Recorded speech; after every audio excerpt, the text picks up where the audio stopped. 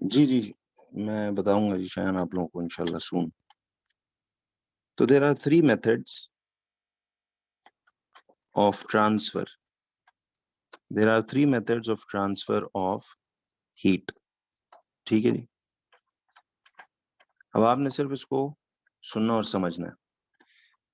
तो अब समझ आ गई ना कि इनके पीडीएफ में नोट्स पूरे हैं आपके पास। ठीक है, मैं ये समझा रहा हूँ। चैप्टर 1 2 वीडियोस के थ्रू समझ लेना है, और 3 4 5 जरा अंडरस्टैंडिंग वाला है तो वो मैं आपको। अच्छा जी, अब जरा आइए बच्चों, तीन मेथड्स में नंबर 1, पहला तरीका है कंडक्शन। ठीक है, दूसरा तरीका है कन्वेक्शन, और तीसरा तरीका है रेडिएशन। ठीक है जी, कंडक्शन। जी बिल्कुल सही है, सही बात है। तो थर्मल तो आपको खुद पढ़ के भी लगेगा कि यार ये तो सभी किया हुआ है, लेकिन पढ़ के भी समझ आ जाएगा। तो कंडक्शन, कन्वेक्शन और रेडिएशन, बहरहाल मैं इसमें जरा असल में थोड़ी सी तसल्ली के लिए आप ही कर रहा हूँ, क्योंकि वीडियोस इसकी पूरी नहीं मिली। कंडक्शन जो है बच्चों, ये भी हीट के ट्रांसफर होने का एक प्रोसेस है जो कि सिर्फ किन में होता है।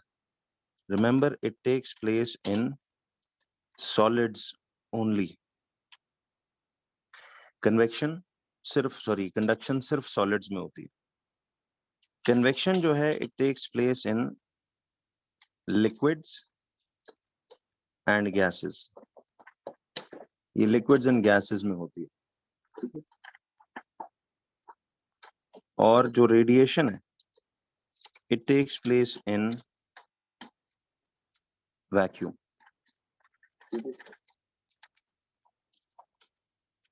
It takes place in vacuum and air. ठीक है, तो ये वैक्यूम में भी होता है और एयर में भी। तो जरा यहां से ना प्रॉपर आप बेशक नोट्स बनाना चाहें, वैसे लिखे हुए पीडीएफ में सारे पड़े हुए हैं आपके पास, लेकिन बच्चों ये सारा मटेरियल इज एज सीरियस। ये जो वीडियोस वाला काम है, please understand, it is as serious as you are making proper notes. समझना, क्योंकि इसमें से बहुत पोर्शन आएगा। बट ये कोइंसिडेंटली देखिए, ये सारा टाइट्रेशन भी ड्राइंग वाला काम है, ये भी ड्राइंग वाला है, ये भी ड्राइंग्स के चैप्टर्स हैं। इनमें भी ड्राइंग्स ज्यादा है थर्मोमीटर के बारे में और वो सारी। ठीक है, तो इसलिए वो मैंने आपके पास एक रिकॉर्ड के तौर पे, ताकि वो मैं एक दफा करा देता तो फिर आपको उस वक्त समझ आ जाती, बाद में भूल जाता तो फिर कुछ रेफरेंस नहीं होता। तो ये एक जान के मैंने ये चीज की है, बिकॉज पिछली दफा से मैंने सीखा है इसमें।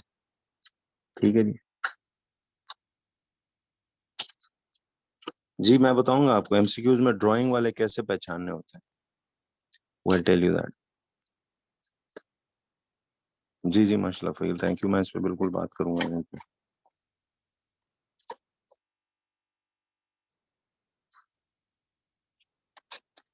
तो अब देखिए जी, कंडक्शन जो है, देखिए conduction, it takes place in solids only.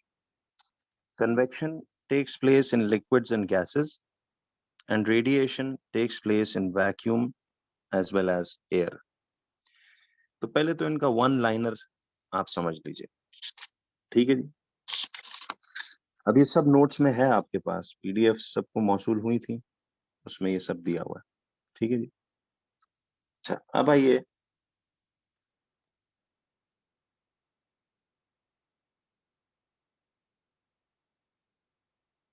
देखिए जी सेकंड, अब हम जरा नंबर 1 कंडक्शन को डिटेल में करते हैं।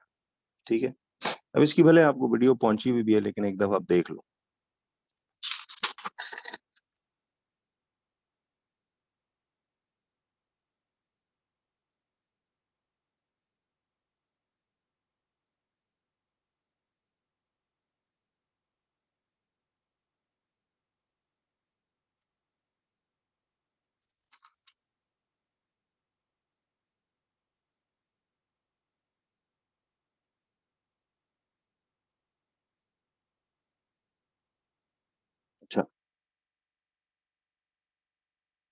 अब कंडक्शन क्या चीज है जी?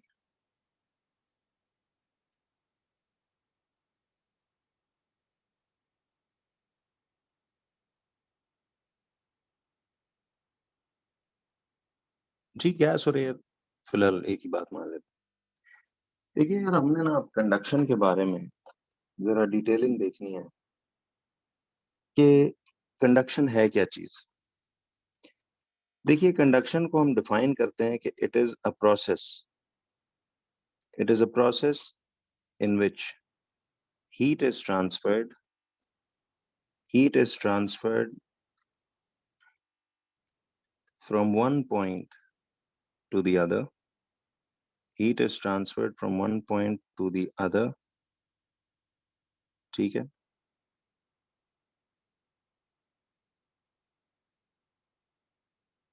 in solids without the actual movement of the particles due to temperature difference।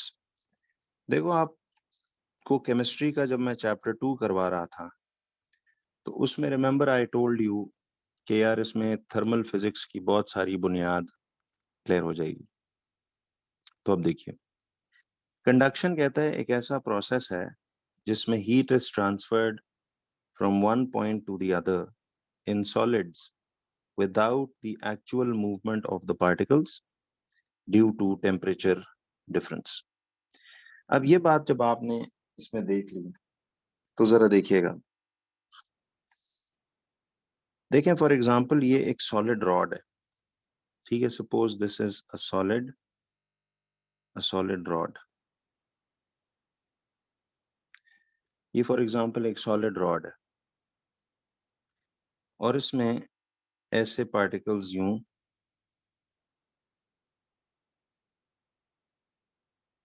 ऐसे करके ये पार्टिकल्स यूं पड़े हुए हैं, ठीक है जी। सब कुछ लिखा हुआ है पीडीएफ्स में, आपके पास सब कुछ लिखा हुआ है। तो ये सपोज एक सॉलिड रॉड है।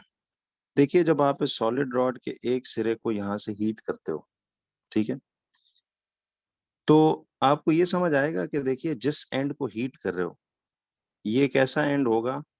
This will be the hotter and, ठीक है, ये बहुत एक हॉटर एंड होगा। और ये वाला कौन सा होगा? ये कंपैरेटिवली कोल्डर एंड होगा। देखिए, जहां से आप हीट दे रहे हो वो हॉटर एंड है और परला जो है वो कोल्डर एंड है कंपैरेटिवली, ठीक।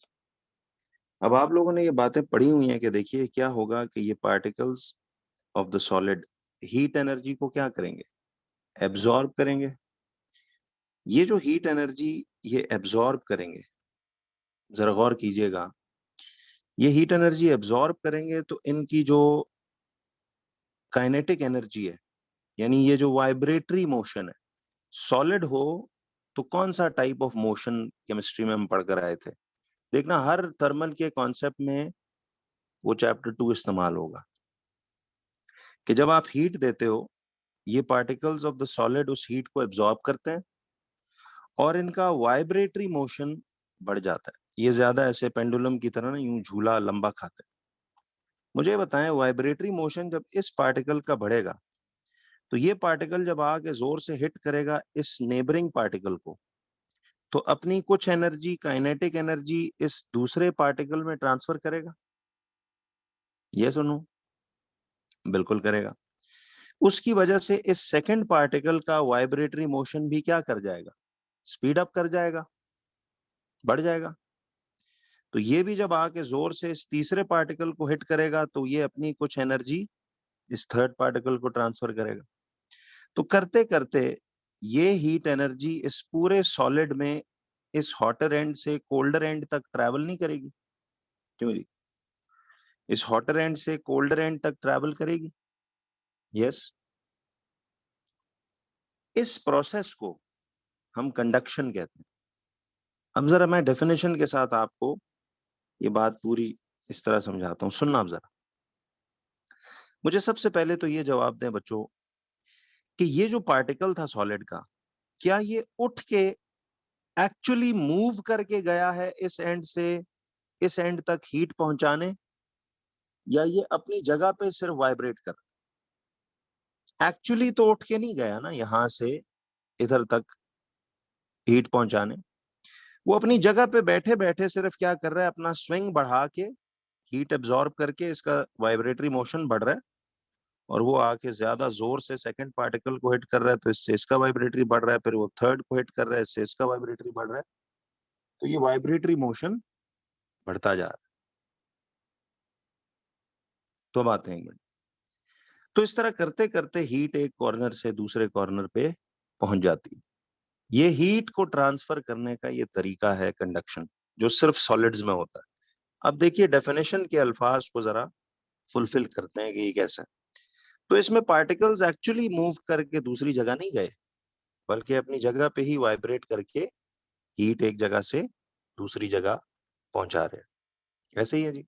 अगली बात, फिर मेरा क्वेश्चन ये था कि तो इसलिए हमने कहा कि देखिए it is a process in which heat is transferred from one point to the other in solids without the actual movement of the particles. यानी इसमें पार्टिकल्स एक्चुअली एक जगह से उठ के दूसरी जगह नहीं जाते, अपनी जगह पे ही वाइब्रेट करके हीट एक पार्टिकल टू दूसरा, दूसरे से तीसरा, तीसरे से चौथा, तो हीट यूं ट्रांसफर होती है। और ये दूसरी वजह किस वजह से होती है? Due to temperature difference. देखिए जो end of the solid heat हो रहा होता है वो हॉटर एंड है, जो दूसरा वाला एंड है वो कोल्डर एंड है। तो इन दोनों एंड्स में हीट का टेम्परेचर का डिफरेंस है कि नहीं? क्यों जी? टेम्परेचर डिफरेंस है ना। आपने क्या पढ़ा था एक नोट चैप्टर 1 में इस थर्मल के, कि heat is transferred from hotter body from hotter to colder body. तो हीट हमेशा हॉटर से कोल्डर ट्रैवल करती है। ये भी आप केमिस्ट्री में याद है, उधर सीख के आए थे। जी बिल्कुल बिल्कुल, आपने वीडियो से नोट्स बनाए हैं, परफेक्ट। असल video reference, notes is much more detailed. जो पीडीएफ थी उसमें एक्स्ट्रा डिटेलिंग भी है। तो पीडीएफ मैंने एहतियातन ना आपको जरा वो जरा लंबी चीज भेजी थी कि चलो उसमें बहरहाल इक्का दुक्का ही टॉपिक्स थोड़े आगे पीछे फालतू दिए हैं, वो भी समझ लें, उसमें कोई इतनी मुश्किल नहीं। तो heat is always transferred from hotter to colder body. ठीक है जी। अच्छा, अब जरा आ जाइए। तो इस वजह से हमने क्या कहा कि कंडक्शन एक ऐसा प्रोसेस है जिसमें हीट ट्रांसफर होती है from one point to the other in solids without the actual movement of the particles due to temperature difference. ठीक है, ड्यू टू टेम्परेचर डिफरेंस। तो अभी आपने सिर्फ इनको समझना है। ठीक है, आपके पास समझो पीडीएफ में नोट्स भी पड़े हुए हैं, ये सिर्फ समझना है और फिर एक दफा नोट्स को गो थ्रू करना है। और पिछली वीडियोस ये जो ये सारा मटेरियल था, प्लीज यार इसको 2 दिन और दे देता हूँ, आराम से इसको मुकम्मल कर लें, समझ लें, बहुत आसान है, सारी डिटेलिंग मौजूद है। अच्छा, अब आ जाइए अगली बात पे।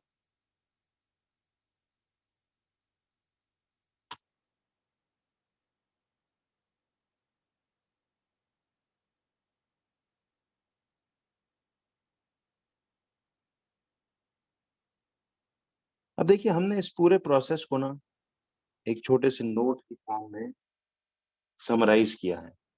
वो तो पीछे जो मैंने लिखवाई थी वो इसकी डेफिनेशन। ठीक है जी।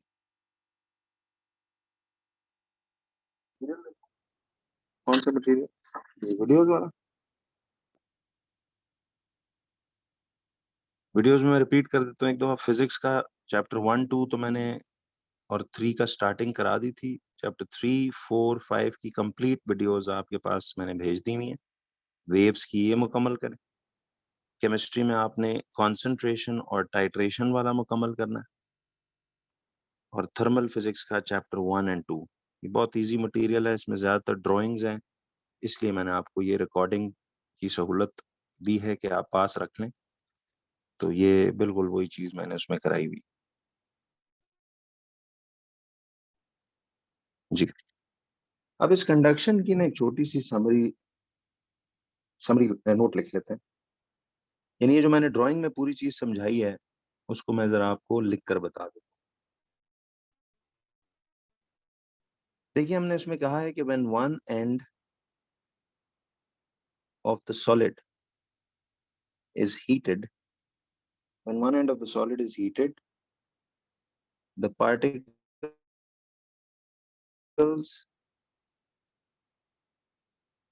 absorb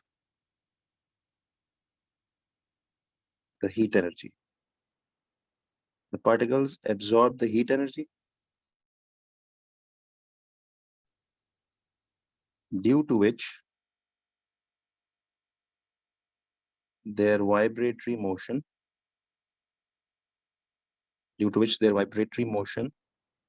increases. जरा one word बताते रहा करो. Due to which their vibratory motion increases and the energy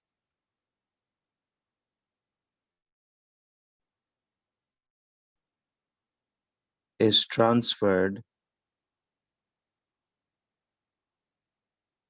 from one particle to the other. ये समझो समरी है उस पूरी बात की. From one particle to the other, unless a uniform यानी same temperature, until a same temperature is achieved throughout the solid. This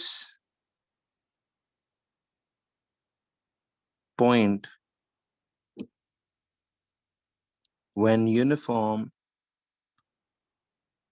temperature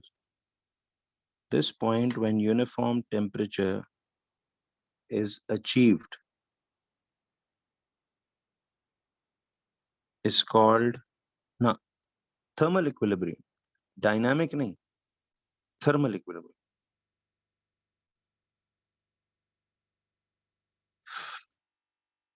जी यार, ये नोट्स में सब कुछ दिया हुआ है, आप लोग बार बार एक ही बात पूछ रहे हो. This point when uniform temperature is achieved is called thermal equilibrium.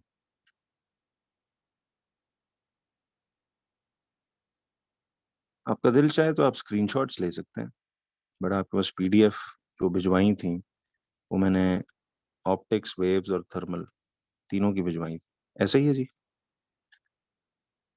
Thermal की भी भिजवाई थी ना. चलें, तो नोट्स अवेलेबल हैं आपके पास पीडीएफ की फॉर्म, आप लिखना चाहें तो कर लें, कोई इशू नहीं. लेकिन थर्मल फिजिक्स चूंकि आधी पौनी पहले ही हम केमिस्ट्री के थ्रू करके आए हुए हैं, तो इनको बस सिर्फ ओरली सुन लो, नोट्स आपके पास हैं तो ये समझ में आ जाएगा. तो सिर्फ ये जो वीडियोस मटेरियल था ना, एक दफा फिर बताता चलूं, ये खास वजह थी कि क्यों. देखे, मैंने आपको चैप्टर 1-2 फिजिक्स का खुद कराया, वो एक बुनियाद थी. 3, 4, 5 ड्राइंग्स है. ड्राइंग्स वाला काम लाइव क्लास में एक दफा करा दो ना, तो फिर बाद में बंदे को भूल जाए तो फिर कुछ रेफरेंस नहीं होता कहीं से मैं कहाँ से देखूं.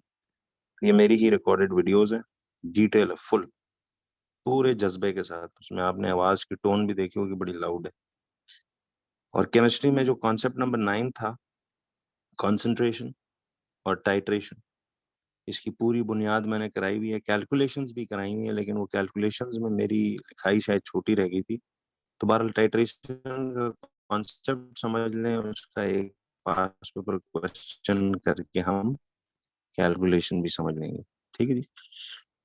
और थर्मल फिजिक्स का चैप्टर 1-2 ये आसान तरीन चैप्टर्स हैं, आपने देखे भी होंगे वीडियोस में, सुनोगे तो समझ आ जाएगी। तो चैप्टर 3 जो है वो मैं अभी दोबारा से करा देता हूँ, तो 2-1 दिन और आप ले लें, ठीक है, इनको जरा आप मुकम्मल कर लीजिएगा।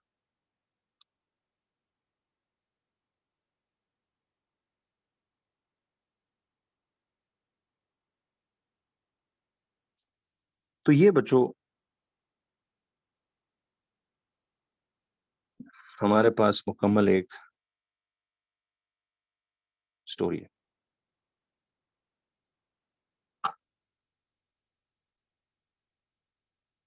ठीक है।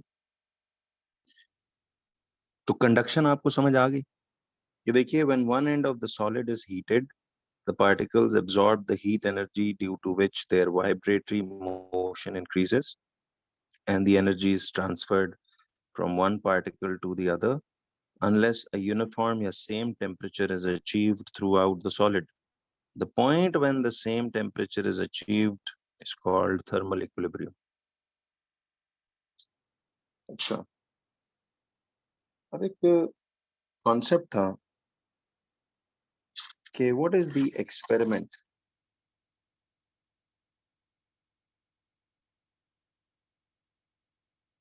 देखिए, what is the experiment to compare experiment to compare the conductivity experiment to compare the conductivity of different solids। यानी बच्चों, अब आपने मुख्तलिफ सॉलिड्स हैं उनकी वो जो कंडक्टिविटी है वो कंपेयर करनी है। तो उसके लिए एक तजुर्बा है, आप सिर्फ देख लीजिएगा इसको।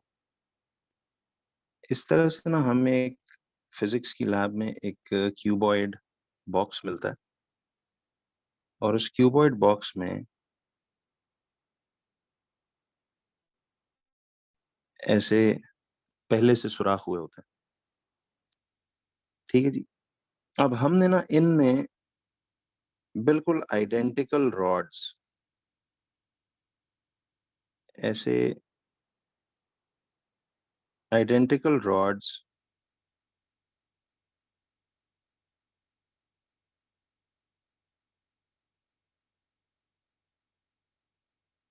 इस तरह से आइडेंटिकल रॉड्स। टॉपिक क्या है? Experiment to compare the conductivity of different solids. तो अब हमने क्या करना है, जरा ये देखिए।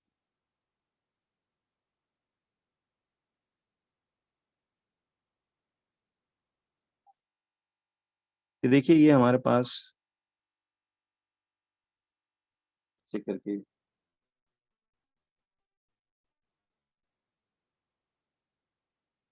ये यूं हमने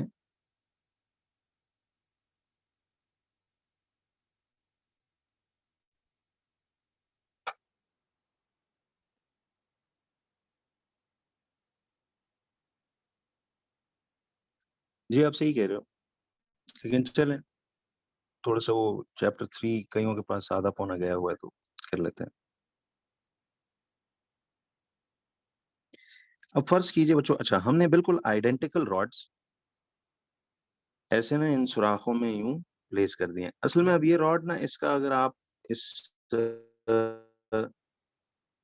अंदर वाला हिस्सा देखें तो वो अंदर वाला हिस्सा ऐसे बॉक्स के अंदर पड़ा हुआ है सपोज, ठीक है।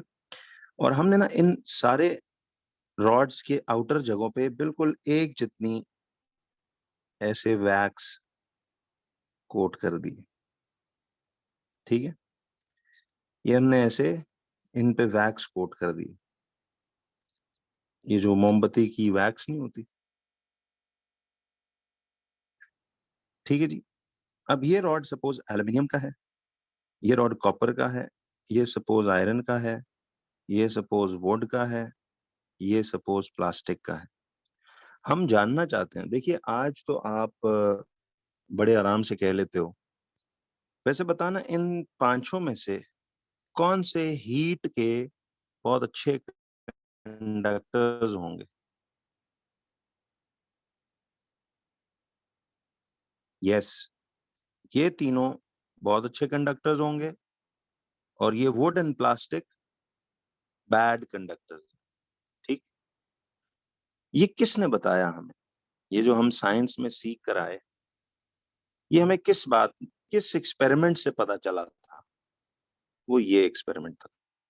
तो साइंसदानों ने ये एक बुनियादी सा सिंपल सा एक्सपेरिमेंट कंडक्ट करके पता लगवाया कि यार कौन सा अच्छा कंडक्टर है, कौन सा बुरा कंडक्टर। तो आपने इस तरह का सेटअप लगाया कि बिल्कुल आइडेंटिकल साइज के रॉड्स यूं इन सुराखों में पुट किए और यहाँ पे इस तरह उबलता हुआ पानी, ठीक है, ऐसे बॉइलिंग वाटर हमने इसमें डाल दिया। ठीक है, तो ऐसे उबलता हुआ पानी इसके अंदर हमने डाल दिया ऐसे। अब देखें, और फिर इस एक्सपेरिमेंट को थोड़ी देर के लिए हमने छोड़ दिया। अब देखिए, जो अंदर बॉइलिंग वाटर है वो सारे का सारा बॉइलिंग वाटर इन रॉड्स के इनर एंड्स के पार्टिकल्स को हीट देगा। तो ये हीट पार्टिकल टू पार्टिकल पहुंचते पहुंचते कंडक्ट करेगी। कौन सा प्रोसेस अकर होगा इन सॉलिड रॉड्स में? Which process will occur in these rods? Yes, conduction, because conduction only takes place in solids. ये जहन में रखिएगा। ठीक है, कंडक्शन वो प्रोसेस है हीट ट्रांसफर होने का जो सॉलिड्स में होता है।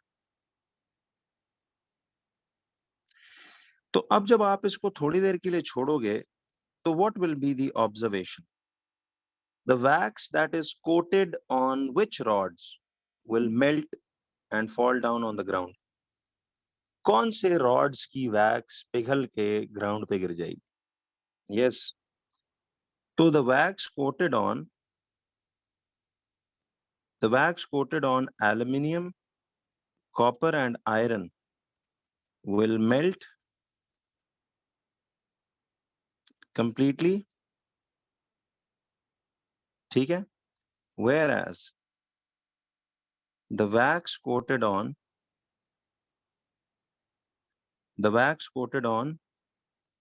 wood and plastic, the wax coated on wood and plastic will not melt.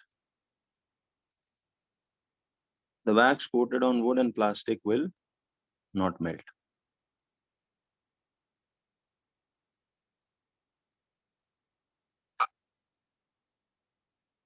The wax coated on wood and plastic will not melt.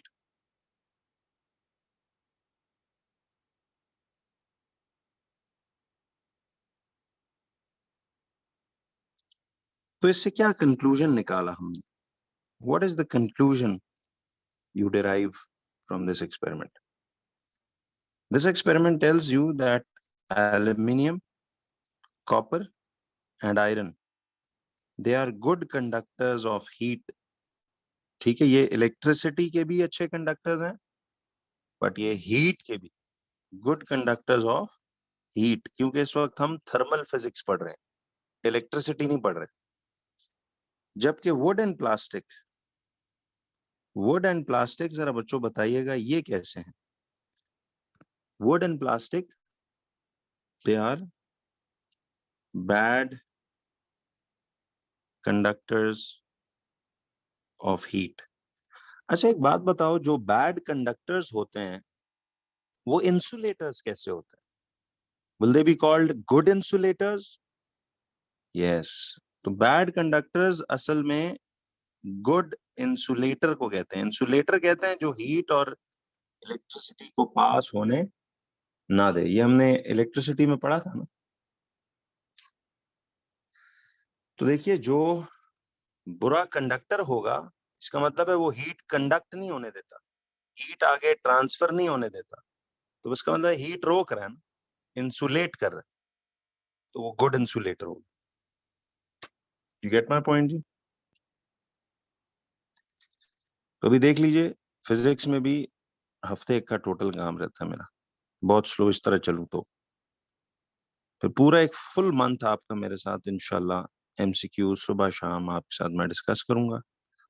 उसके बाद आपके साथ ये जब तक रिजल्ट हाथ में नहीं आता तो हम थ्योरीज भी हफ्ते में एक आध बार करते जाएंगे, एटीपीज भी करेंगे, और जो नवंबर वाले हैं उसी में उनका भी चलो होता रहेगा। लेकिन मेनली आपका फिर मिड अगस्त से इंशाल्लाह एएस का प्रॉपर प्लान हमने फाइनलाइज कर लिया हुआ है। उसकी टाइमिंग शाइमिंग आपको बता देंगे अभी कल परसों तक। तो पेपरों से फ्री होके आप हफ्ते ब्रेक होगी, हफ्ते 10 दिन की, एंड देन एएस की क्लासेस स्टार्ट होंगी। तो इंशाल्लाह तब तक जब तक रिजल्ट हाथ में नहीं आता मैं आपको थोड़ा इन टच रखूंगा कि खुदा ना खास्ता, अल्लाह ना करे ऐसा हो, लेकिन अगर होता है तो बंदे को तैयारी रखनी चाहिए। लेकिन इंशाल्लाह एमसीक्यूज में देयर इज 100% चांस के आप अच्छे तरीके से निकल जाएंगे। बस जरा नोट्स पक्के रखिएगा, आप देखिएगा मैं एमसीक्यूज आपको इतने जबरदस्त टेक्निकें बताऊंगा ना, शॉर्टकट्स के, आप हैरान होंगे कि सर ये इतना इजीली हो सकता था।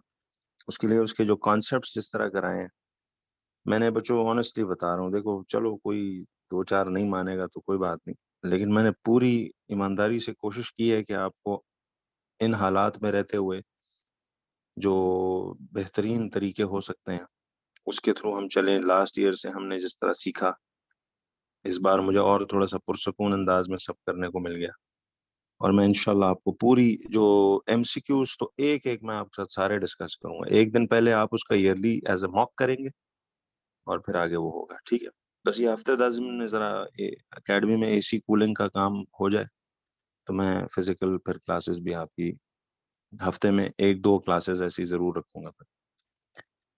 तो इंशाल्लाह मैं एंड तक आपके साथ हूँ, तसल्ली रखिए। बस सिर्फ आपसे गुजारिश ये है कि आपने ईमानदारी से जरा नोट्स वोट्स पक्के करने हैं।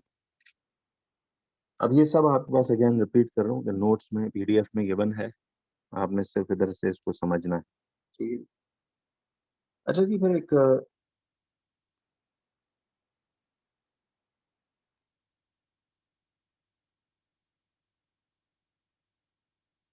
अब एक छोटा सा एक्सपेरिमेंट और भी है, experiment to show that water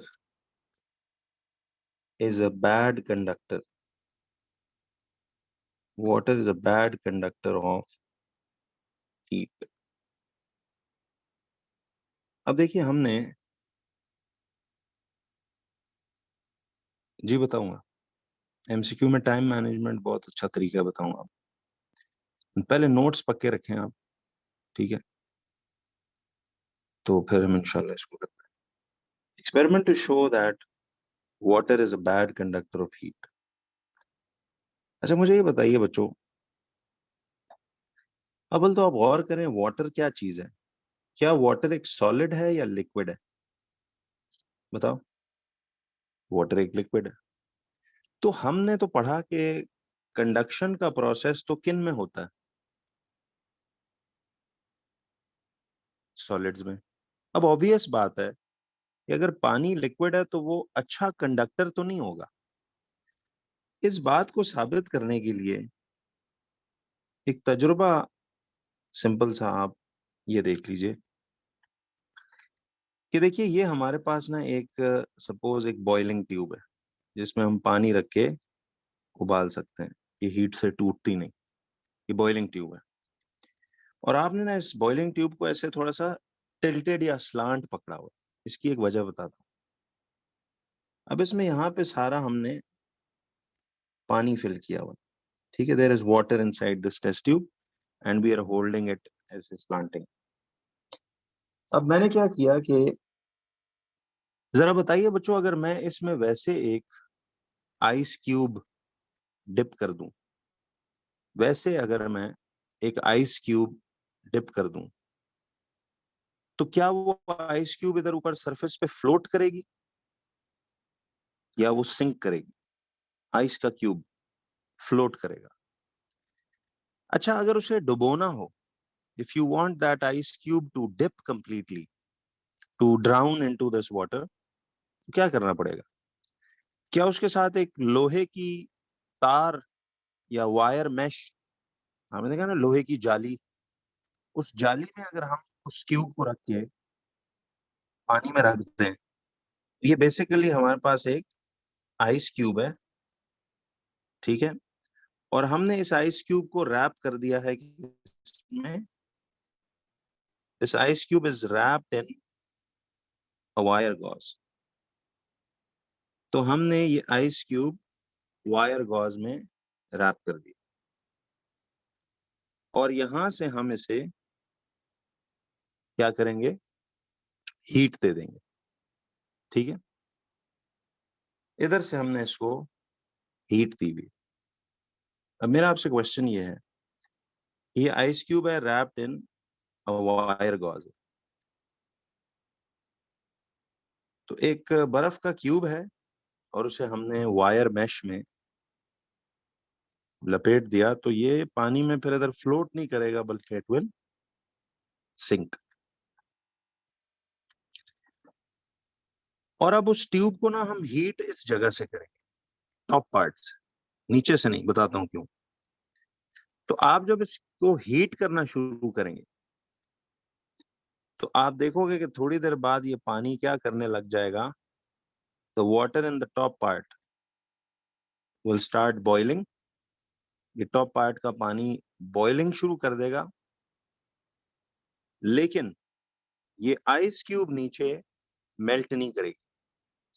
तो आप जब ये सारा सेटअप लगा लेते हो कि you take a boiling tube, you put some water in it, hold it in the slanting position, and you place an ice cube wrapped in a wire gauze into the test tube, ठीक है जी?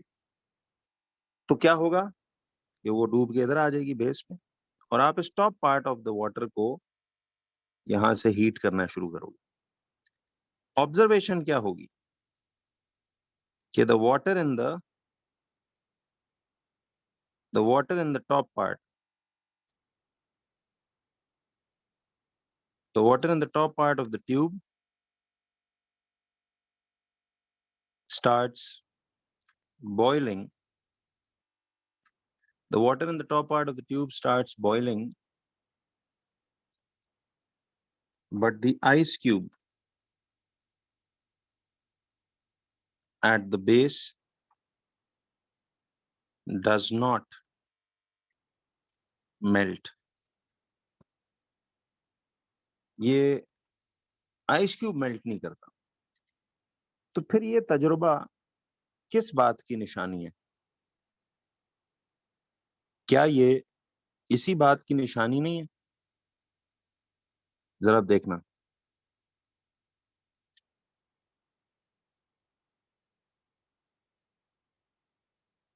जरा देखो। अब पता है हुआ क्या है? सुनना, हुआ ये कि देखो यार, ये पानी टॉप पार्ट का उबलने लग गया। देखिए, हीट जो है वो, अगर पानी एक अच्छा कंडक्टर होता, मुझे बताइए, अगर पानी एक अच्छा कंडक्टर होता तो इस पोर्शन में पानी गर्म है ना, तो ये heat particle to particle transfer हो जाती, ऐसा ही है, और इस आइस क्यूब तक पहुंचती और इस आइस क्यूब को पिघला देती, क्या नहीं? लेकिन अगर ये आइस क्यूब, आपको ये एक्सपेरिमेंट आप लैब में करें तो ये आइस क्यूब नहीं पिघलता, ये doesn't melt. This is a proof कि पानी के अंदर कंडक्शन का प्रोसेस कभी भी अकर नहीं होता। अब सुनना जरा, अगर पानी एक अच्छा कंडक्टर होता, अगर होता, तो फिर हीट इधर से पार्टिकल टू पार्टिकल ट्रांसफर होती और इस आइस क्यूब को पहुंचती और आइस क्यूब मेल्ट कर जाता। लेकिन if this ice cube is observed not to melt, this means that heat did not conduct through the water and reach the ice cube. समझ रहे हो? तो इससे साबित होता है कि ये एक्सपेरिमेंट हमें कंक्लूजन ये देता है कि वाटर जो है वो water is a bad conductor, water is a bad conductor of heat. ठीक है, water is a bad conductor, in other words it's an insulator of heat. तो पानी जो है वो पार्टिकल टू पार्टिकल हीट इस तरह ट्रांसफर नहीं होती, कंडक्ट नहीं होती। अगर होती तो फिर ये आइस क्यूब मेल्ट कर जाता। हाँ देखिए, अगर आप इस हीट को बॉटम से प्रोवाइड करें तो वो किस वजह से पिघलेगा, वो अगला प्रोसेस है हमारा, विल गेट टू दैट।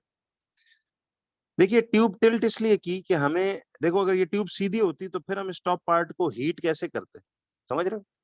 तो इसे टिल्ट इसलिए रखा कि ताकि फ्लेम इसको जाके हिट करे, टॉप पार्ट पिघल उबलने लग जाए। देखो ना, ये एक अजीब सी बात है कि टॉप पार्ट का पानी उबल रहा है लेकिन इधर आइस क्यूब नहीं पिघल रहा। क्यों शामिर? अब समझ आया? देखिए एक सीधी सी बात है, आपने ट्यूब को टिल्ट करके यहां से हीट करना शुरू किया कि टॉप पार्ट का पानी अब उबलने लग गया। टेक्निकली तो अगर ये देखो ना, पानी का ये पोर्शन उबल रहा है तो हीट इस पार्टिकल टू पार्टिकल कंडक्ट होके इस आइस क्यूब को पिघलाना चाहिए। बट ऑब्जर्वेशन है कि जी the water in the top part of the tube starts boiling but the ice cube at the base does not melt. This shows कि heat इधर particle to particle transfer नहीं हुई होगी, इसीलिए आइस क्यूब तक हीट नहीं पहुंची और उसे पिघलाया नहीं। क्यों जी? क्लियर ही है?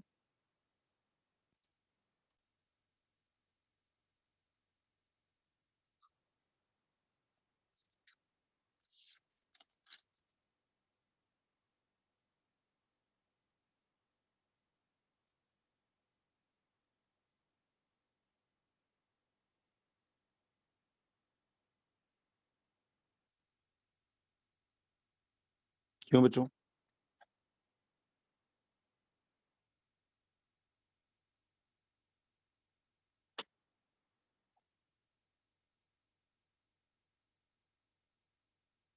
तो ये तो जी पूरी की पूरी कंडक्शन की कहानी मुकम्मल होती है। अब जरा आ जाओ सेकंड प्रोसेस, जिसे कन्वेक्शन का नाम देते हैं। ठीक है, कंडक्शन बिल्कुल सही समझ आ गया बच्चों। सिंपल बात है, कंडक्शन क्या है? ये एक प्रोसेस है जिसमें हीट एक जगह से दूसरी जगह पहुंचती है सॉलिड्स में without the actual movement of the particles.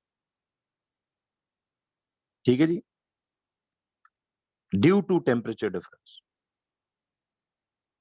Colours वाली बात कौन सी है? ये नहीं समझ आई मुझे, कलर्स वाली कौन सी?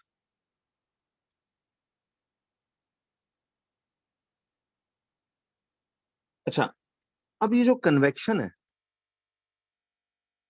देखिए कन्वेक्शन की जो डेफिनेशन है उस पर मैं आता हूं। आप जरा पहले, जी जी वो कलर्स वाली बात आगे आएगी, मैं समझ गया, वो आगे आएगी रेडिएशन में। कन्वेक्शन क्या चीज है बच्चों, जरा आप सुनना। तो मैं इसलिए कह रहा था, थर्मल फिजिक्स बिल्कुल बहुत ही आसान चैप्टर्स हैं। इसमें सिर्फ कह लो एक वो चैप्टर 5 जो E equal to MC delta theta का फॉर्मूला है वो समझना है। उसमें भी जो हीटिंग कूलिंग कर्व्स हैं वो आप केमिस्ट्री की थर्मल में करके आए हो कि नहीं? तो आपको अब मेरी वो बात बार बार याद आ रही होगी कि हमने केमिस्ट्री चैप्टर 2 करते हुए मैं आपको क्या बताता रहता था कि यार ये आगे थर्मल में केमिस्ट्री के बहुत से चैप्टर्स में इसकी बुनियादें यूज होंगी।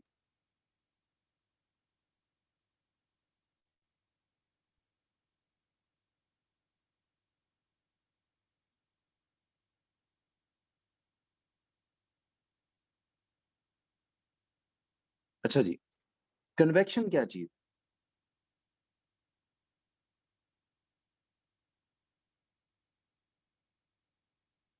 देखिए, एक तो आप इसमें ये ज़हन में रखिए, कन्वेक्शन की जो डेफिनेशन है कि it is a process in which heat is transferred heat is transferred from one point to the other from one point to the other in liquids or gases due to the actual movement of the particles due to actual movement of the particles sorry liquids or gases by the actual movement of the particles due to density difference.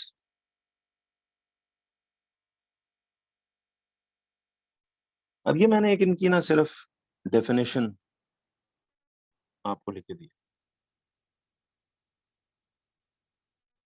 जी बिल्कुल, अब मैं वो समझाता हूँ। अब आप conduction और convection में फर्क भी देखें, ये डिफरेंस भी है, डेफिनेशंस भी हैं और ये डिफरेंस भी है। मैं इसमें एक चीज बता दूं बच्चों पहले आपको, फिर मैं इसको दोबारा एक्सप्लेन करूंगा। ये मैंने अभी सिर्फ लिखा है। एक वर्ड है कन्वेक्शनल करंट। अब ये बड़ा अहम टॉपिक है, इससे आपको पूरा कन्वेक्शन की पिछली अगली सारी स्टोरी समझ में आ जाएगी। ठीक है,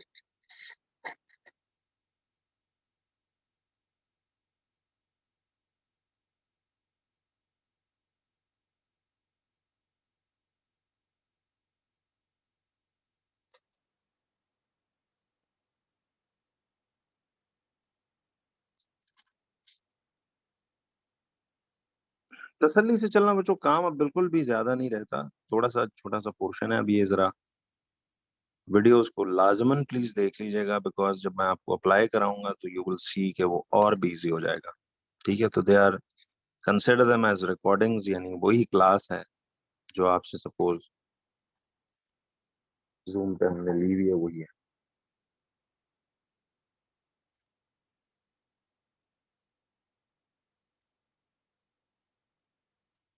अच्छा जी, एक वर्ड है कन्वेक्शनल करंट।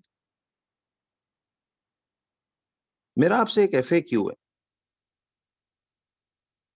कि how is a convectional current,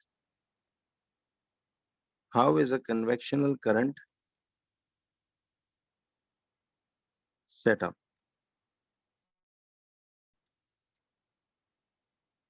सवाल है कि how is a convectional current setup.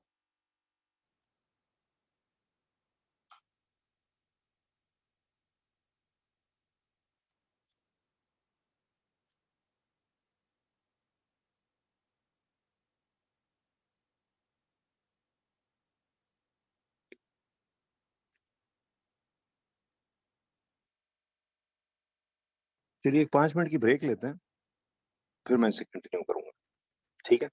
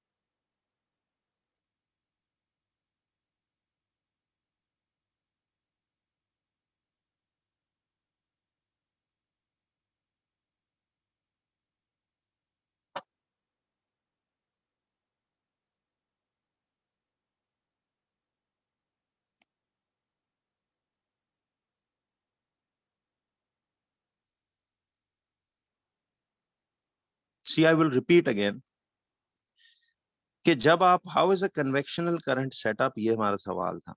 हमने क्या किया कि एक लिक्विड या गैस दोनों के अंदर ये कन्वेक्शन होती है, ठीक है। See convection takes place in liquids और गैसेस बोथ। आप क्या करते हो कि आप जब इधर से हीट करते हो इस लिक्विड को, तो ये particles of the liquid which are in contact with the heat, they will absorb heat energy. अच्छा, जब ये हीट एनर्जी एब्जॉर्ब करेंगे,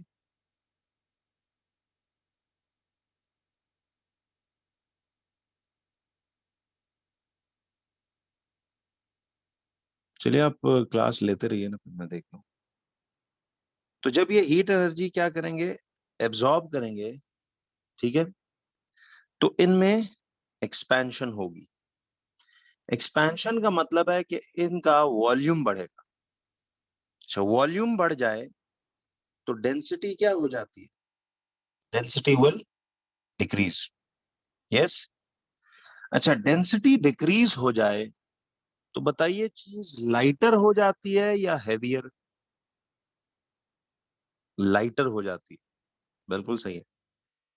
और जब ये लिक्विड के, ये सारा लिक्विड लाइटर हो जाएगा, तो बच्चों लाइटर होकर क्या ये सारा लिक्विड विल राइज अपवर्ड्स या विल सिंक डाउन? जी मैंने भी स्टार्ट किया है, ये जरा ध्यान से देखते जाओ। देखिए एक दफा फिर रिपीट कर देता हूँ, राइज अपवर्ड्स, बिल्कुल ठीक। एक दफा दोबारा जरा सुन लो, मैंने एक डेफिनेशन सिर्फ कन्वेक्शन की लिखी है, इसी के जरिए ये डेफिनेशन भी समझ आएगी। फिलहाल सिर्फ इसको देखें। असल सवाल है, how is a convectional current setup. Now listen carefully. आपने एक कंटेनर में लिक्विड या गैस ऐसे ट्रैप की हुई है, ठीक, और आप यहां से उस लिक्विड या गैस को हीट देते हो। ये जो बेस पे सारा लिक्विड या गैस है, ये हीट को एब्जॉर्ब करेगा, और ये लिक्विड या गैस जो है हीट एब्जॉर्ब करके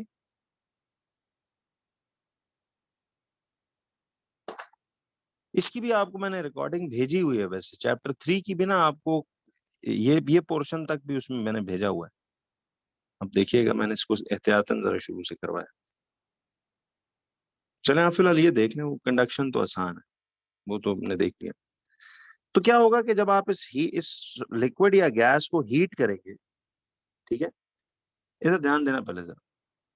तो ये लिक्विड या गैस जो हीट एब्जॉर्ब करेगी, इसमें एक्सपेंशन होगी। एक्सपेंशन होगी तो मुझे बताएं, एक्सपेंशन का मतलब क्या होता है कि उसका वॉल्यूम, जवाब देना जरा हम, वॉल्यूम बढ़ेगा या कम होगा? हर बच्चा बच्चों रिस्पॉन्स प्लीज देते रहा करो। उसका वॉल्यूम क्या करेगा, वो बढ़ेगा।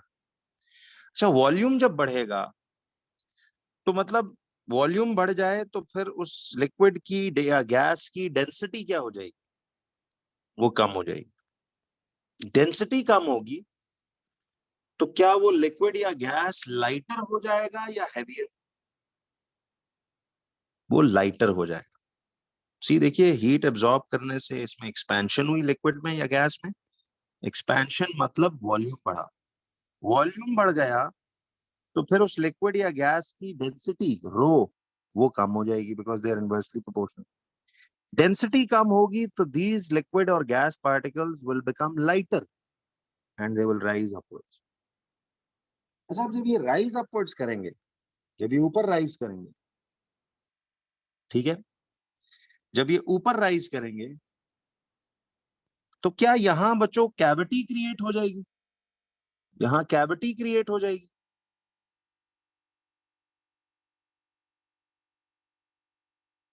या इनकी जगह लेने, ये जो राइज करके ऊपर चले गए, इनकी जगह लेने ये जो colder molecules from the top हैं, these colder molecules from the top, don't you think they will sink to the bottom? So the colder molecules from the top will sink to the bottom और वो इनकी जगह ले लेंगे। तो एक ऐसे ट्रेन चल पड़ेगी। तो ये एकदम से होता है, जैसे ये लिक्विड हीट अप होके लाइटर होके ऊपर जाता है, इंस्टेंटली टॉप से जो कोल्डर मॉलिक्यूल्स हैं वो भारी होके वो इनकी आगे जगह लेके रिप्लेस कर देते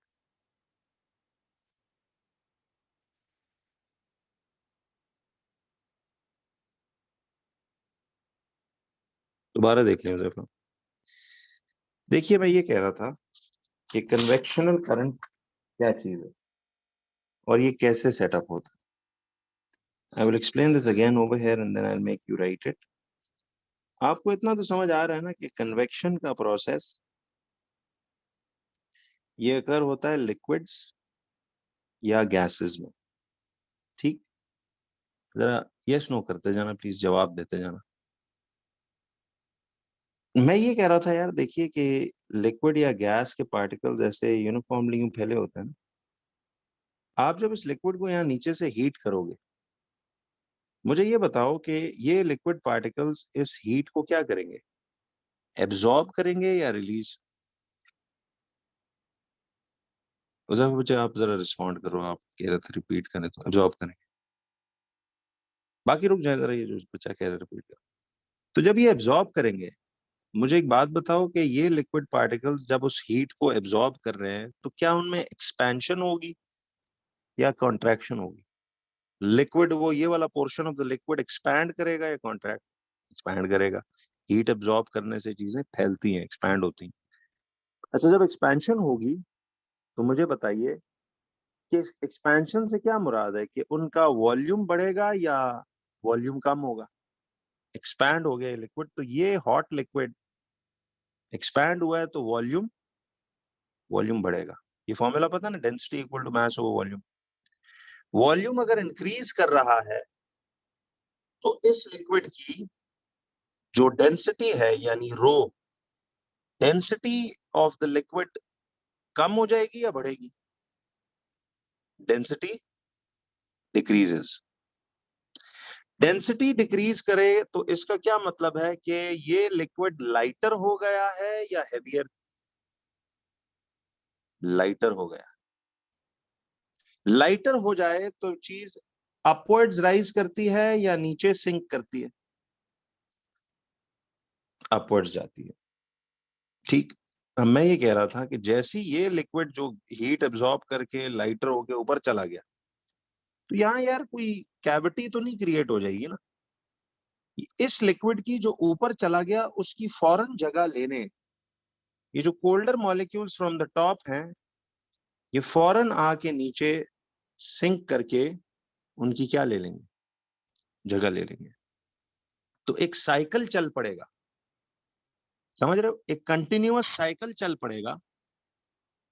तो जब ये कोल्डर मॉलिक्यूल्स नीचे आके इनकी जगह लेंगे तो इनके साथ भी अभी यही प्रोसीजर होने वाला है। ये कोल्डर मॉलिक्यूल्स फिर हीट एब्जॉर्ब करेंगे, एक्सपेंशन होगी, इनका वॉल्यूम बढ़ेगा, इनकी डेंसिटी कम होगी, ये लाइटर होके ऊपर चले जाएंगे। उनकी जगह लेने फिर जो और कोल्डर मॉलिक्यूल्स हैं वो आके सिंक करेंगे। तो ये पूरा एक इस लिक्विड या गैस के अंदर एक साइकिल या एक करंट, एक कंटिन्यूअस फ्लो क्रिएट नहीं हो जाएगा? और करते करते ये पूरा जो लिक्विड है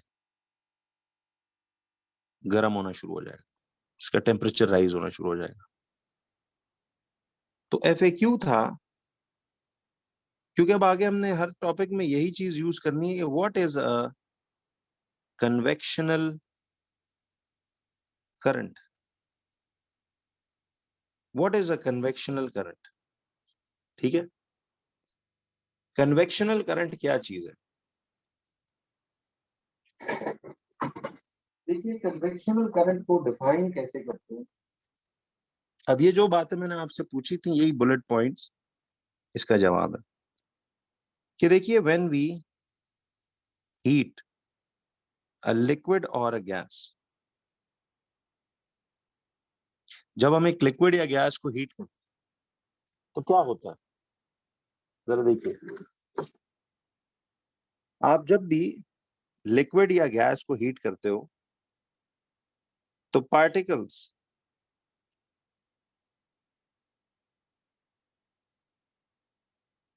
in contact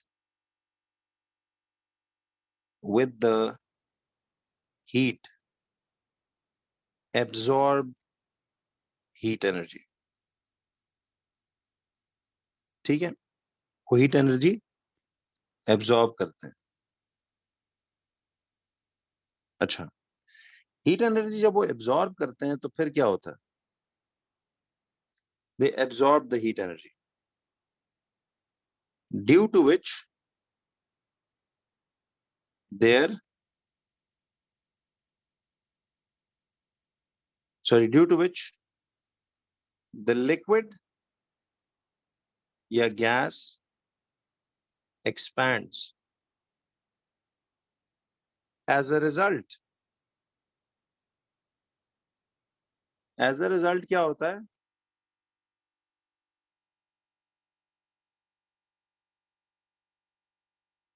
As a result, the volume increases. Volume increases and density decreases. Volume बढ़ता है, density कम होती है. ठीक है? As a result, the volume increases and density decreases.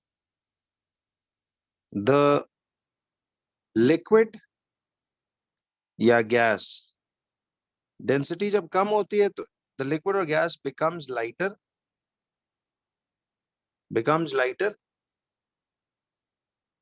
lighter हो जाता है वो,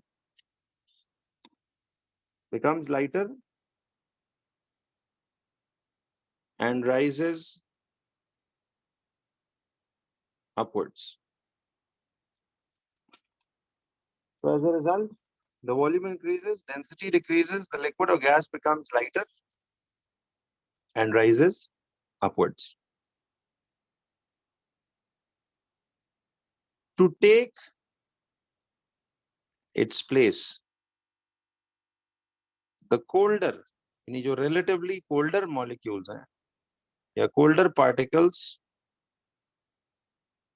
from the top sink to the base, ठीक है, they sink to the base, they also undergo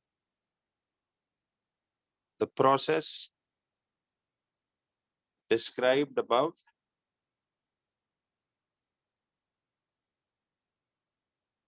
setting up a convectional current, setting up a convectional current.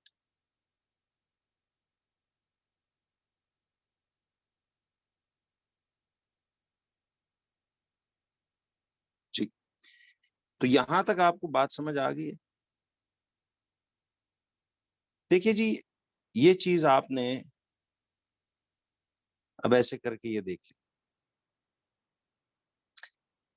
तो अब आइए जरा जनाब इसके एक दफा रिकॉल या रिवीजन पे बात करते हैं.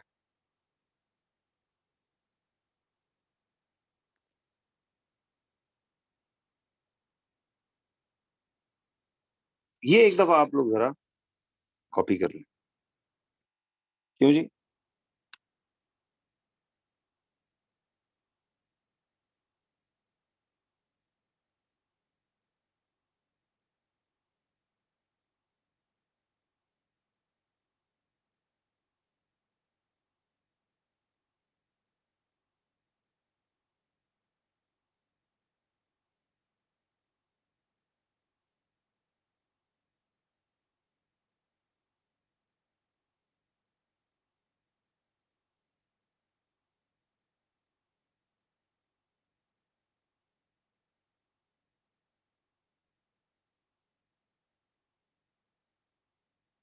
क्यों ये नजर आ रहा है सबको?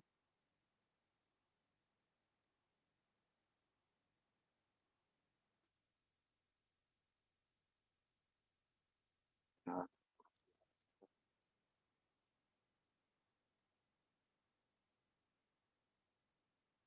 ये पीडीएफ में है, थोड़ा सा इसको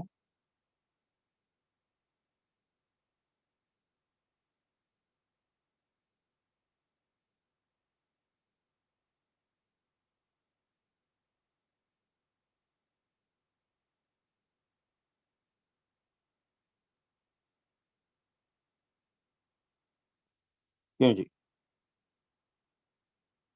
हो गया? चलिए।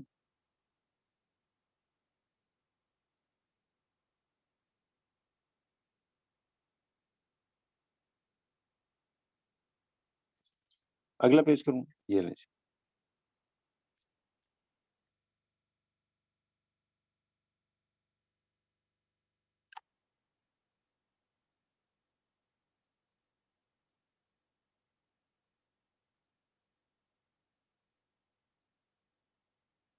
ये मैंने लिखा है, to take its place the colder molecules from the top sink to the base.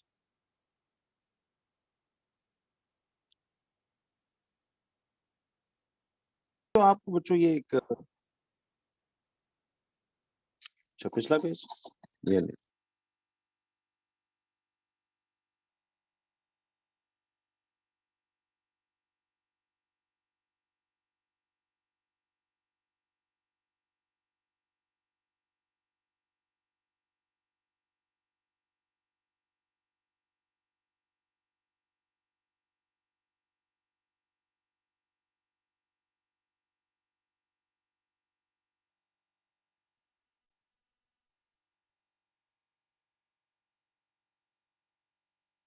ठीक है जी, चलो।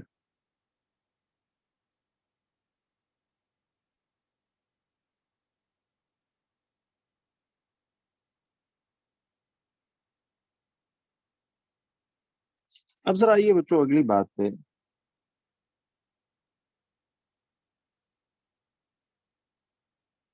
तो देखिए ये जो मैंने आपको डेफिनेशन लिखवाई थी, जरा इसको समझना। आपको अब डेफिनेशन क्लियर होगी कि कन्वेक्शन किस प्रोसेस को कहते हैं। देखिए कन्वेक्शन एक प्रोसेस है जिसमें heat is transferred from one point to the other in liquids और gases by the actual movement of the particles. देखिए इसमें क्या हुआ कि पार्टिकल्स कंडक्शन में तो सिर्फ अपनी जगह वाइब्रेट करके वो एनर्जी एक पार्टिकल से दूसरे को पहुंचा रहे थे ना। यहाँ क्या हो रहा है कि देखो ये पार्टिकल्स असल में यहां से उठ के, ये असल में यहां से उठ के इधर आए। तो क्या यहाँ एक्चुअल मूवमेंट हो रही है या विदाउट एक्चुअल मूवमेंट हीट फैल रही है?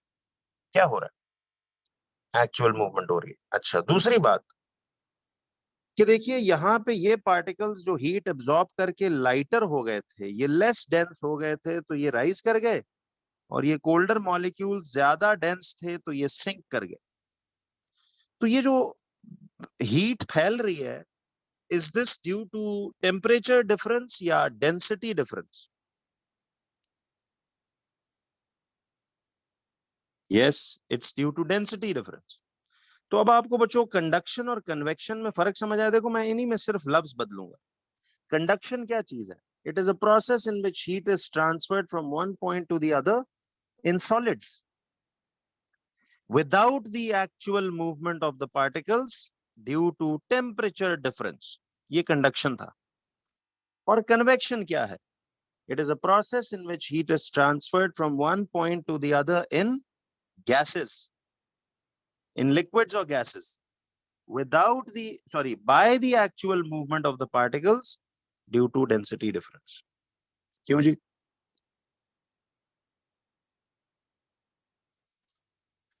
तो अब यहां तक हमने डेफिनेशन को जब समझ लिया, तो बच्चों अब जो अगली बात है ना वो इस, वैसे एक चीज आप सब लोगों को मालूम होनी चाहिए।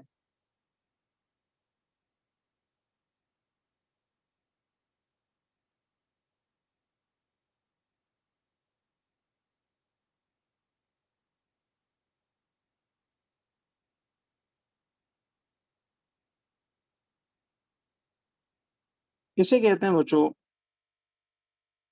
डेली लाइफ एग्जांपल्स ऑफ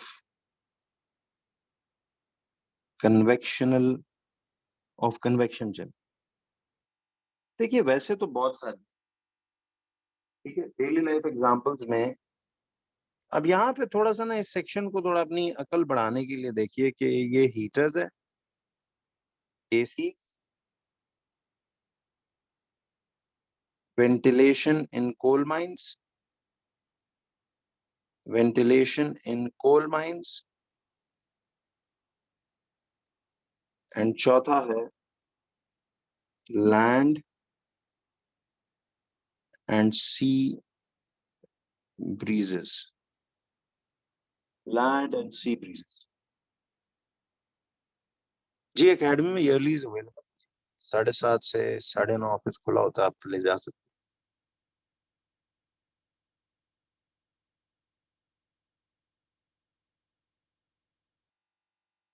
तो बच्चों अब देखिए,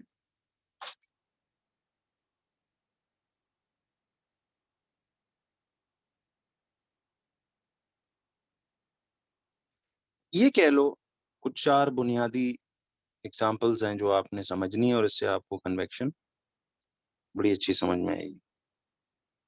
सबसे पहली एग्जांपल बच्चों हम देखते हैं हीटर्स की। अच्छा, आपने देखा हुआ है बच्चों के ये जो हीटर्स हम लगाते हैं, जरा देखिएगा। अच्छा, हीटर्स जो हैं वो बेस ऑफ द रूम पे लगाना लॉजिकल है या स्प्लिट एसी की तरह टॉप छत पे? ज्यादा अक्लमंदी क्या है? जो हम हीटर्स लगाते हैं, देखिए वैसे तो आपका घर है, आप उसको छत पे टांग दो, नीचे कर दो, बाहर लगा दो, अंदर लगा दो, आपकी मर्जी। बट हीटर्स को सेंसिबल होता है हमेशा ऐसे कमरे के बेस पे लगाना, तो उससे देखिए जरा ये जल्दी गर्म करेगा कमरे को। कैसे, जरा अब इसकी लॉजिक देखते हैं, सुनिएगा। देखिए जी, बात ये हो रही है कि हमारे पास ना ये हीटर ऐसे करके हमने सपोज यूं ऐसे लगाया हुआ है, ठीक।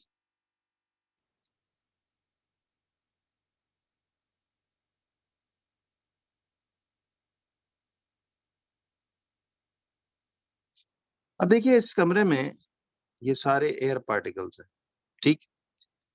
मुझे ये बताओ बच्चों कि ये जो हीटर की बॉडी के साथ हवा के पार्टिकल्स बिल्कुल जो उसके साथ इन कांटेक्ट है,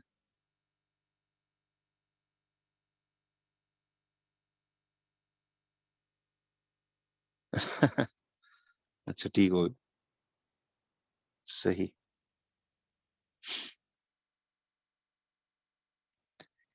तो देखिए जी,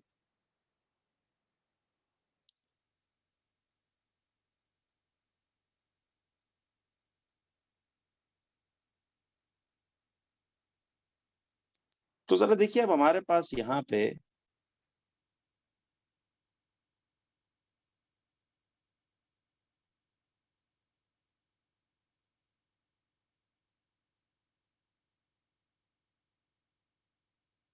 अब इस पे आइएगा।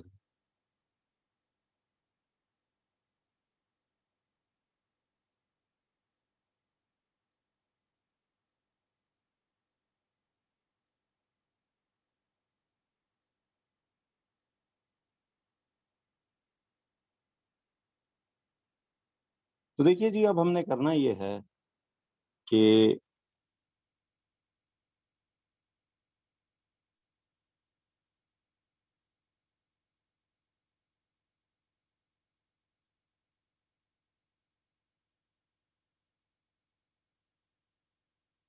तो बताइए बच्चों अब इसमें कन्वेक्शन कैसे इन्वॉल्व होगी, देखिएगा।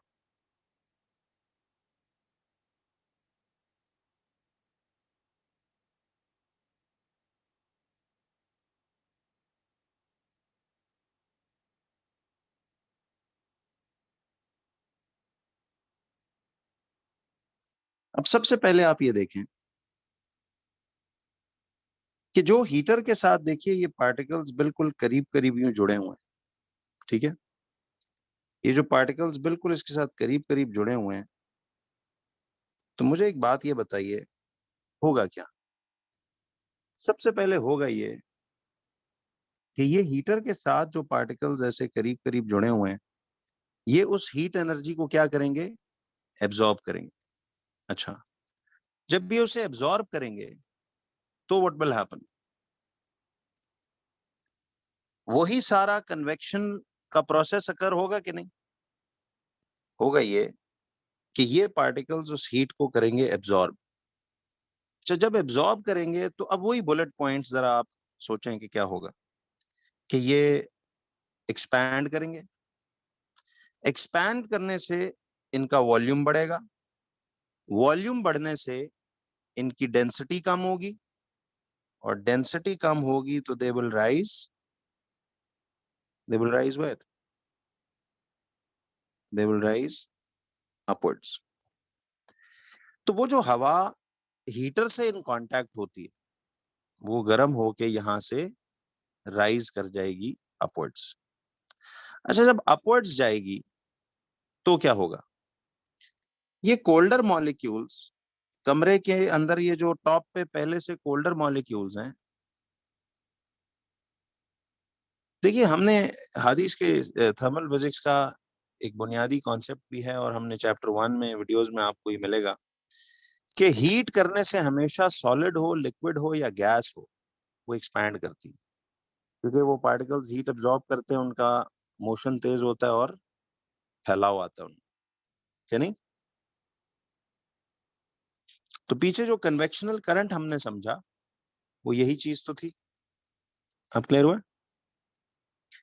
तो ये जो पार्टिकल्स हैं ये उस हीट एनर्जी को एब्जॉर्ब करके इनमें एक्सपेंशन आएगी। अच्छा, जब एक्सपेंशन आएगी तो ये क्या करेंगे, दे will rise upwards. What will they do, they will rise upwards. अच्छा, जब ये राइज करके ऊपर जाएंगे तो क्या होगा, इनकी जगह लेने, अब यहां वैक्यूम तो क्रिएट नहीं होगा ना, इनकी जगह लेने एकदम से कमरे में मौजूद ये कोल्डर मॉलिक्यूल्स टॉप से सिंक करके नीचे आएंगे, ऐसे ही है। अच्छा, जब ये सिंक करके नीचे आएंगे तो मुझे बताएं, ये सिंक करके नीचे आएंगे जब, तो इस कमरे में क्या सेटअप होगा। एक देखो, ये सिंक करके नीचे आएंगे, फिर इस हीटर से इन पार्टिकल्स के साथ भी यही अमल होगा, तो यहां पूरे का पूरा एक क्या सेटअप होगा बताओ, एक कन्वेक्शनल करंट सेटअप होगा, और आहिस्ता आहिस्ता इस पूरे कमरे में हीट फैलना शुरू हो जाएगी। समझ रहे हो। तो हीटर्स इस तरह काम करते हैं। अच्छा, अब मुझे बताइए, अगर आप हीटर को ऐसे कमरे में टॉप पोर्शन में इंस्टॉल कर देते हो, सपोज आपने हीटर्स को ऐसे छत पे लगा दिए, तो देखिए, is this sensible to do के अगर हम ऐसे लगा दें, देखिए वैसे तो अगेन घर आपका है, आप लगाना चाहो तो लगा सकते हो। तो यूं हमने अगर हीटर ऊपर लगा दिया तो होगा क्या नुकसान, जरा ये देखिएगा। देखिए, अब ये जो पार्टिकल्स हवा के इस हीटर से इन कांटेक्ट हैं, ये हीट एब्जॉर्ब करेंगे, और एयर है तो एक्सपैंड करेगी, एक्सपेंशन से इनका वॉल्यूम बढ़ेगा, डेंसिटी कम होगी, ये लाइटर होके कहाँ राइज करेंगे, ये राइज करेंगे अपवर्ड्स। अब ये राइज करके अपवर्ड्स चले गए तो इनकी जगह लेने ये रिलेटिवली कोल्डर मॉलिक्यूल्स सिंक करके नीचे आएंगे, और इसी प्रोसेस से गुजरेंगे, और फिर ऊपर राइज कर जाएंगे। तो इस तरह, तो मुझे बताइए, गर्माइश सिर्फ मेनली कमरे के टॉप पार्ट में फैलेगी या नीचे आएगी, बोलिए। गर्माइश जो है वो कमरे के टॉप पार्ट में ऐसे फैलेगी, समझ आई। तो अब जब ये टॉप पार्ट में फैलेगी तो नीचे वाला पोर्शन तो कमरे का क्या रहेगा, बोलो, वो तो कोल्ड ही रहेगा। इसलिए सेंसिबल है कि हीटर्स को कहां लगाया जाए, बेस ऑफ द रूम पे। अब ये सिर्फ एक साइंस को समझने के लिए करो, ये आपसे वो आइडिया के लिए जहन में रखें इसकी कोई रिटन एक्सप्लेनेशन। अब कन्वेक्शनल करंट ही है, लिखना चाहो तो वही कहानी कि कैसे हीटर जो है वो हवा को कमरे में गर्म करता है। ठीक है जी। इसी तरह बच्चों ये जो एयर कंडीशनर्स होते हैं, एसीज, इन्हें कहाँ लगाना चाहिए बताइए जरा। एसीज को सेंसिबल है कि हम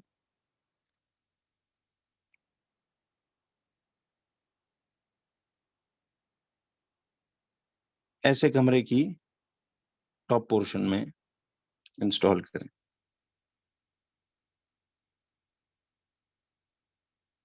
क्यों जी?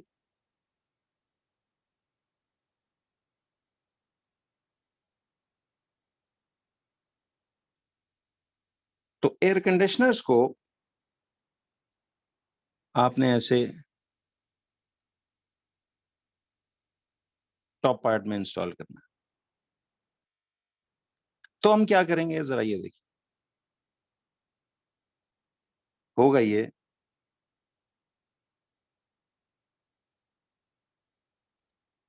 अब इधर ना आपने बच्चों एक रिवर्स जो है वो कन्वेक्शनल करंट को समझना है। ठीक है जी। अब सवाल ये है कि एसीज का काम होता क्या है और ये ऊपर टॉप पे हम स्प्लिट एसीज वगैरह आजकल क्यों लगाते हैं। अब देखिए इसमें क्या होगा, एसीज का काम याद रखिए हवा को कूल करना है। ठीक है, इसका काम हीट अप करना नहीं है, कूल करना है। तो एयर कंडीशनर्स कैसे काम करते हैं जरा ये देखिए। एयर कंडीशनर्स काम ऐसे करते हैं कि सबसे पहले देखिए यहाँ पे होगा क्या कि ये जो एयर कंडीशनर होता है ना, ये क्या करता है, कमरे की गर्म हवा जो ऐसे कम, नॉर्मली मुझे एक बात बताइए, एसीज आप गर्मियों में ऑपरेट करोगे तो ये गर्म हवा जो है, क्या ये ऊपर top portion of the room में रहती है, नॉर्म ज्यादा गर्म हवा टॉप पोर्शन में रहती है या बेस पे? बेस पे भी होती है, ओवरऑल ही गर्म है, लेकिन ज्यादा हीट, हॉटर एयर जो है वो हमेशा राइज करके ऊपर चली जाती है। तो एयर कंडीशनर हम ऊपर इसलिए लगाते हैं कि देखिए एयर कंडीशनर का काम क्या है कि ये हॉटर एयर सक इन करता है, it takes in the hot air, और ये अंदर उसके साथ क्या प्रोसीजर करेगा, अब ये कन्वेक्शन का रिवर्स काम हो। देखिए कैसे, ये उस गर्म हवा को अंदर ऐसे, the air conditioner takes in the warm air, और क्या होगा जरा ये देखिएगा।